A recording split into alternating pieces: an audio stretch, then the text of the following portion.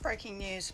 A Russian drone has struck a hospital in Kharkiv, which is the second largest city in Ukraine, and you can thank the presidents of the United States for it because that was a direct message from Vladimir Putin after the debacle that we just saw at the White House.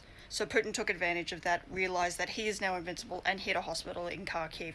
You can thank Donald Trump for that. Every person who is pulled from that wreckage is on his hands because he has chosen to side with Putin. He needs to go. He needs to be removed. I no longer care how. Just get him out any way possible. Breaking news, we might just have the answer as to why that big blowup happened in the Oval Office today.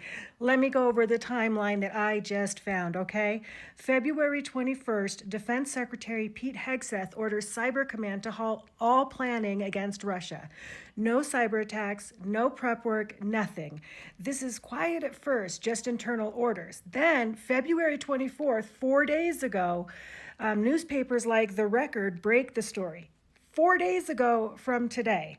So then on February 28th, which is today, we know that it's been public and that Zelensky and the world know that the US is stepping back from Russia in cyberspace. Cyber Command's been Ukraine's shield against Putin's hackers since 2022. Think banks, power grids, critical stuff. And now that's all paused. So Zelensky meets Trump in the Oval Office and it's tense. There's a blow up. This is 4 days after the news about all of this is hit. So Zelensky has had time to process Hegseth's move. Trump's been pushing to normalize ties with Putin after a call earlier this month. So this halt right here is still on. Russia's unchecked in cyber and Ukraine is left hanging. Putin, invader, hacker, dictator, he's getting a breather. And that's the play-by-play. So make of it what you will, but I think we have our reason for that blow-up today in the Oval Office. Zelensky knew he was already being sabotaged by Donald Trump. Breaking news. Team MAGA, Russia, North Korea, and China have just hit a hospital, and I'm sure they're all high-fiving each other. If you hadn't heard, a Russian drone juiced with North Korean technology has obliterated a Kharkiv hospital. There's screams, rubble, dead kids, pure terror.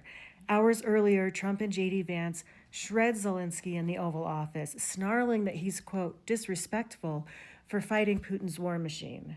MAGA's official now. They are Team Russia. They are Team North Korea. They are Team China. Putin is having his ring kissed by Donald Trump. Putin, the window-tossing psycho, while North Korea's drones shred civilians and China bankrolls the chaos with cash and trade.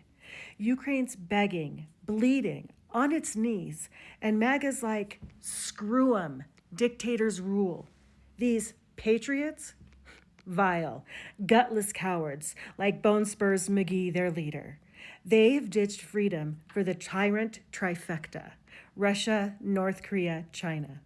Bombing hospitals while MAGA waves flags and grins like it's a parade. This is America first. If you ask me, it's a damn disgrace. Scream it loud, and do me a favor, please share this one.